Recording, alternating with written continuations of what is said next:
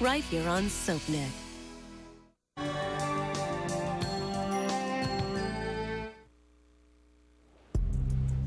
My angels, you all look so innocent, so angelic. But I know one of you is neither. One of you has a plan all their own for who's to fill that fifth chair. One of you, it pains me to realize, is a dark angel. Someone will die because of you. And there's not a damn thing I can do about it. Except hope that with this new day, you'll see the light. Take the path that was meant for you before it's too late. Wake now, my angels. And remember nothing of my visit.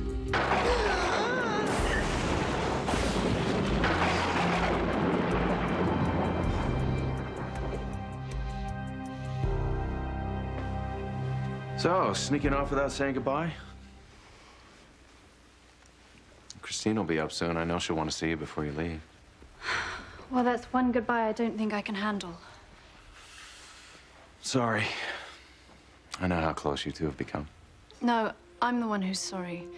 If I caused you and Lucy any grief at all, No. I didn't... No, Lucy and I are fine. I should get going. No, Paige, don't go. Eve, hey, look who just arrived for you. Flowers for me?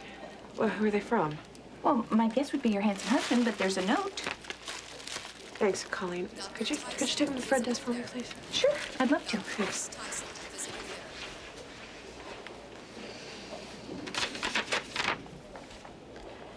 Meet me in the on-call room. We need to talk. Well, sweetheart, what's going on with us is going to take a lot more than flowers to fix. All right, Ian, what? Hello, Eve. I take it you got my flowers. Best peanut butter cookies. Wow. That was second grade. That was my very first school bake-off. Second grade. Yes, I was wow. good even then. Cool, is it? It's so cool that your parents saved all this stuff. No. Actually, they didn't. I did. You did. You know, they were really busy with a lot of stuff, so I don't know, I just sort of figured, whatever, I'd just save it. Maybe for my kids someday, you know? But I don't know. Kids these days are probably not into that. Hey, come here. I'm into it. Thank you. In fact, let's see what else we got here. This ancient-looking candle. It's actually pretty cool. Oh, my God. I totally forgot about the candles. What is it? Is there a story behind it? Oh, yeah. There's a story. Well, I knew it. There always is. Come on, what is it? The story is, I have a secret.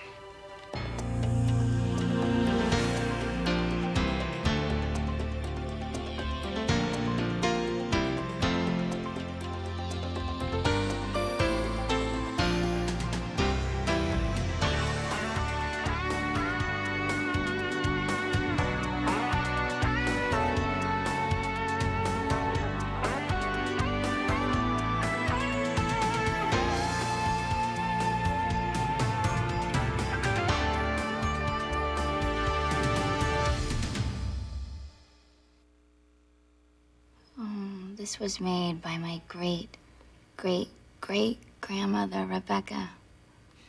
I loved her so much. Wait a minute, I don't understand. How could you have known her?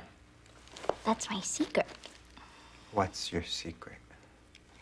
When I was really little and I was really lonely, so I would go up to the attic and I would talk to her. You talked to her? Your dead grandmother was in the attic? No, my dead grandmother was not in the attic. Come on now. I don't know. My family's not that psycho. Okay. I would talk to an oil painting. Right, that's not psycho at Forget all. it. I'm not telling No, you. okay, the story. no, I'm kidding. I'm kidding. Please, tell me. Tell me about the portrait. I'll be good. Okay, so there was this really old oil painting up there. And my parents, like, never really hung it. You know, I think it's because they thought it was really dreary or something, I don't know. But I was really fascinated by it, and I was fascinated by her. Because there was just something in her face. Yeah, like what? There was some look. It was really warm, you know? And she had, like, this smile to her. It didn't even, like, just stay on her lips, you know? It sort of came out through her eyes. You know, it was a very un-Barrington-ish look. She was so beautiful. It sounds amazing. A little like a great-great-great-granddaughter. Thank you.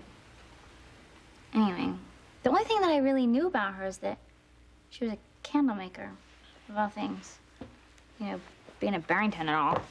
Right. So tell me, when did you two start conversing? Oh my God. Yes. Okay, so I told you that I was really fascinated by the painting, right? So this one day, I was upstairs in the attic, and I was staring at the painting, and I would stare at it for longer and longer, and the more that I did, the more real that it became, you know? Until she actually came out of the painting, and she sat down right beside me, right then and there, right there in the attic. And we sat there, and we talked for hours, just about random things, you know? She was such a good friend. That's so pathetic, isn't it? I'm such a loser. I had no friends, and so I had to go find one in a painting. I don't think it's pathetic at all. Right. Well, I would talk to her about anything. And she would listen, too, you know? And sometimes she would give me advice about certain things. But every time she did, she genuinely listened, you know what I mean? I mean, she really cared. Like the rest of my family, who barely even knew that I existed. Yeah, you know what? Maybe this wasn't such a good idea. We should get these boxes and put them away. No, oh, no, Rafe. No, you didn't do anything wrong. No, not at all. All you did was help me uncover something that I had buried about myself for a very long time. You just opened up another door to my heart, just like you have been doing every day since the first day I met you. You've done the same thing for me, Angel. But the past is the past. Yeah. And the only thing that matters is focusing on the time that we have left together. Right? Yeah. Because all I want to do is I just want to hold you and love you. So it's the only thing that matters right now. We have nothing to talk about. Eve, wait. Just hear me out. All right? What could you possibly have to say? I never meant to come between you and Ian. Oh, I see. So it just happened, right? Nothing happened. But I won't lie to you. I am attracted to him. And if I thought I could take him from you, I would. Is this your idea of an apology? I'm not saying that it's right. I'm just being honest. But it doesn't matter anyways, because he's never going to return any of my affections. Are you saying that Ian knows the way you feel? He knows very well. How long has he known about this? Since the night that we got caught in the storm. I see. I should also tell you that, he would have never been out there if I hadn't lured him. Lured? There was never a patient. I just wanted to be alone with him. Okay, all right. So you just made up this whole story. I knew I'd only be in town a short while, and I had developed these feelings for him. Feelings I never meant to have, but nonetheless, they were there, and they were very strong. And I just thought, you know, being the stupid girl that I am, that just maybe What? Maybe what? That you would steal a man away from his wife? It was horrible, I know. There's nothing that you can say that won't make me feel worse than I already do. Oh, gosh, yeah. You know what, Amy? That's comforting. Eve, my point is, I made a fool out of myself. Ian made it very clear that he's taken, and nothing will ever change that. Oh, okay. So you think that if you give me flowers, and you tell me that my husband did not respond to your come-ons, that's what's supposed to make me feel better? I thought you might be able to see how fortunate you are. Oh, I see. Eve, Ian didn't cheat on you. He could have. He had the chance. He easily could have, but he wasn't tempted. Okay. So you know how rare a thing that is. So I'm supposed to give my husband extra credit for not cheating on me? Is that what you're telling me? What I am trying to tell you is that your husband loves you. God, but if you keep pushing him away like this... What? What, Amy? Ian is an incredible man with probably the truest, most generous heart that I have ever known. Now, while I have accepted that I will never have him, if you're not careful, someone else might. I hate to shatter your illusions, Amy, but my husband is no saint. Nice to know how my wife really feels.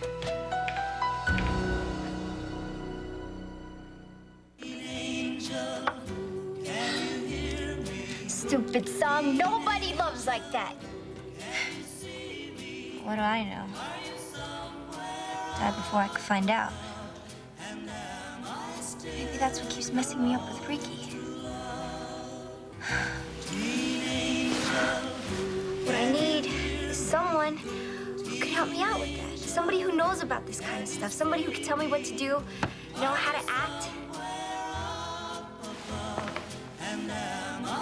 Jamie.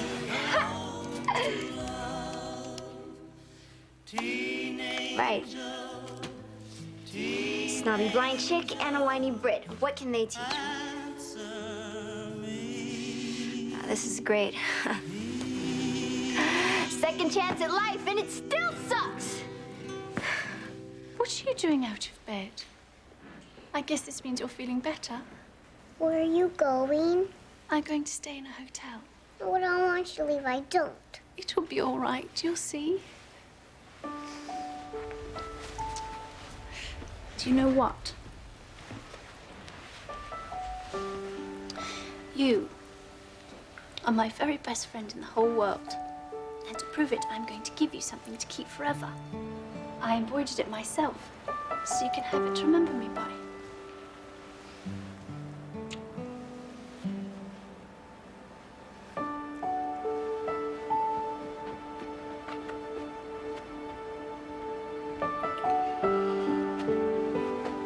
I knew she was gonna miss you, but wow. I'm going to miss her too. I know you are. Do you know I would do anything to have a little girl like that? Anything. Amy, will you give me a moment with Eve, please? Of course. I'm sorry you had to walk in on that. Ah.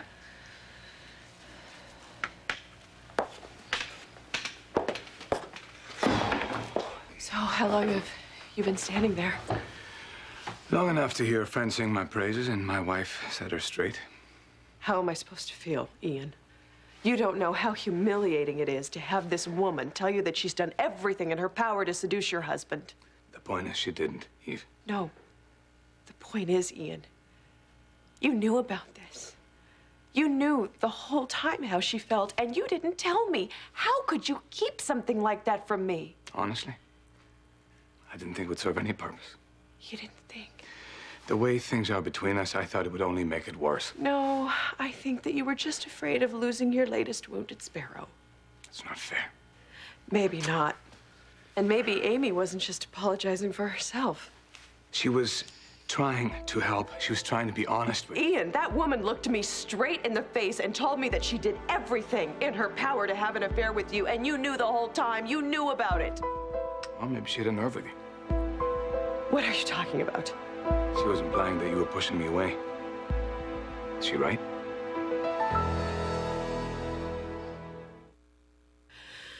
I don't know what you're waiting to hear, Ian. That I was wrong? That I shouldn't have accused you and Amy of having an affair? Is that what you mean by pushing you away? Because if it is, then maybe I am. But my God, a woman just confessed to me that she came on to you and you knew about it the whole time. She also told you that I wasn't interested. I don't want to argue with you. Okay? But I also don't want Amy to be right about our marriage. I need your help here. Give me a reason to keep fighting for us. Please.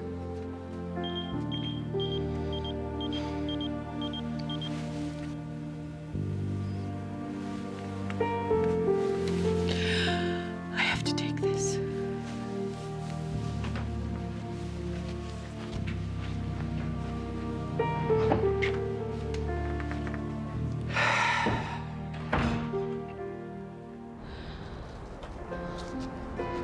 This is so hard, Papa. I know I failed you when you were alive. But I'm trying to make you proud of me now.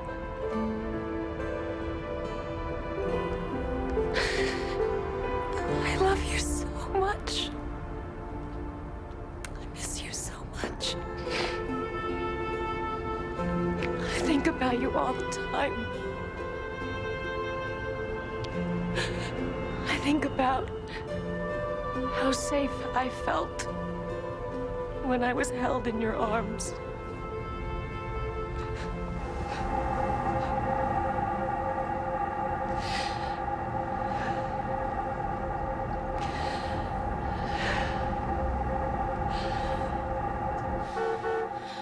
That's my cap.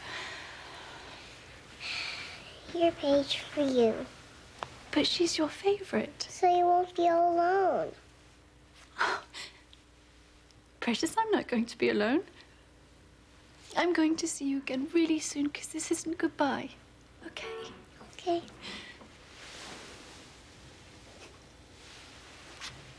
I have to go.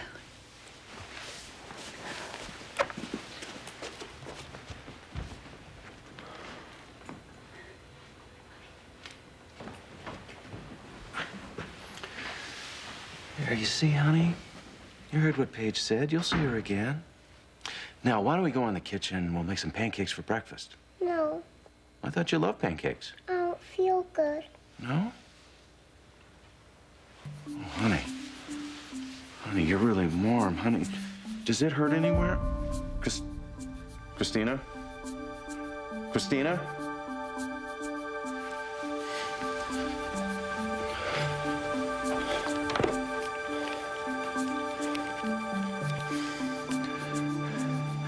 Lucy, it's Kevin. Meet me at the hospital right now. Because there's something wrong with Christina. Just go.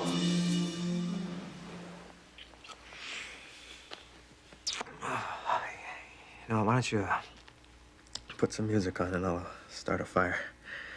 I think that you already have. So I'll meet you back here in 30 seconds. Okay, if you make it 20, it's a deal. All right, ready? 1, 2, 3, go.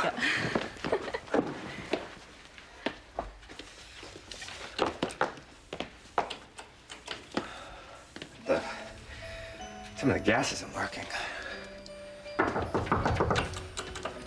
Who is that? I have no idea. Okay, there's only one way to find out. Casey! I need to see Ray. Oh, well, we're kind of busy right now. Look, I don't care. Look, I need to talk to him now. Why? What's wrong? Wait, please don't tell me that it's Angel related, that you guys are getting called back up to heaven. Not right now. No, Or is it the fifth chair? Did someone die? Is it? Jeez, What is it? I don't know. What didn't you tell her? What do you want? Look, I just need to talk to you, all right? Alone, in private. Right now. Yeah, right now. Look, it's very important. If I don't take care of this, we're never gonna have a moment's peace. Yeah, okay? no, it's okay. You just go. I'll be quick. Okay. I love you. Love you. Excuse me. I just had breakfast. Can we go? All right. We will pick this up Yes. right where we left off, huh? Yes, yes, of course. I'll be counting every second. Your girlfriend there got a pretty big mouth. You know, if she doesn't be careful, she just might end up in the fifth chair herself.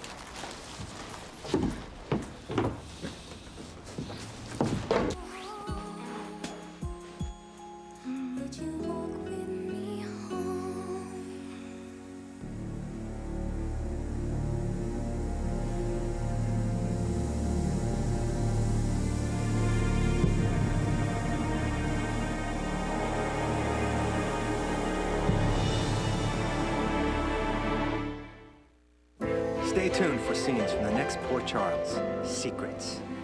Port Charles. Can you tell me what's wrong? Can you answer me? Mommy, why can't I hear you? Austin, you okay? Come on. Come on, wake up. Wake up. Come on. You can do it. Come on. Wake up.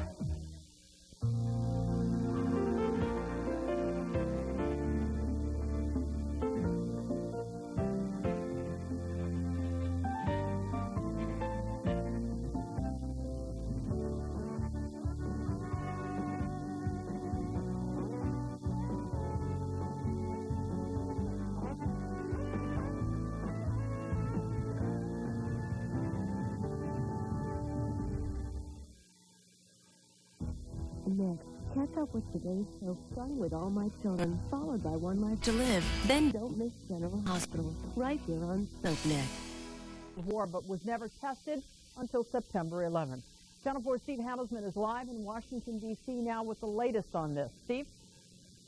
Hi, Colleen. The deep shelters here in Washington and key federal buildings and here at the White House don't do any good if nobody's in them, which is likely if a surprise attack occurs.